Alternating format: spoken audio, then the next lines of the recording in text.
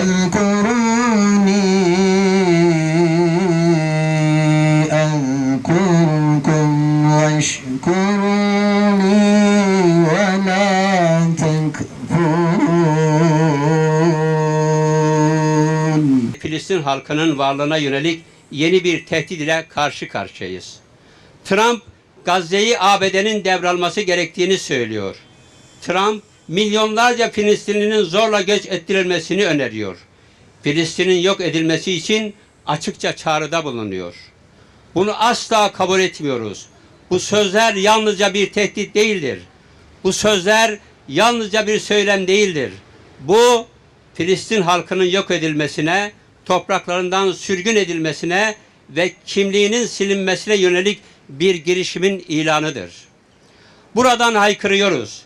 Filistin halkı yalnız değildir. Onların direnişi, onların mücadelesi, onların varlığı asla ve asla sona ermeyecektir. Dünya 1948'de Filistin halkının evlerinden zorla çıkarıldığı gün sessiz kaldı. Dünya 1967'de Kudüs'ün işgal edildiği gün sessiz kaldı. Dünya yıllardır İsrail'in hukuk tanınmaz saldırılarına, katliamlarına, işgal politikalarına sessiz kaldı.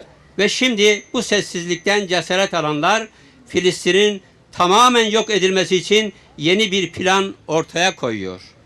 Buradan soruyoruz. Adalet nerede? İnsan hakları nerede? Demokrasi naralar atanlar nerede? Bir insanın vatanını savunması suç mu? Evini, ailesini, toprağını, kutsal mabedini koruması suç mu? Hayır. Asıl suç Filistin halkının evlerinden zorla çıkarmak isteyenlerdedir. Asıl suç onların yaşama hakkını elinden almak isteyenlerdedir.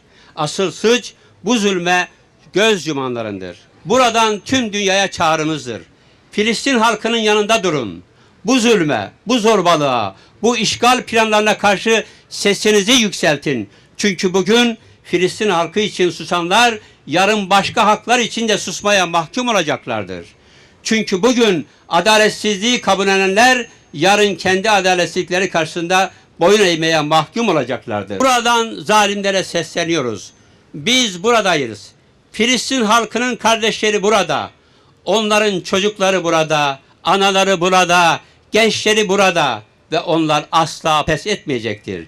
Bizler özgürlüğü için mücadele eden, bağımsızlık için direnen, topraklarını terk etmeyen Filistin halkının yanında olacağız. Biz Filistin'in yanındayız.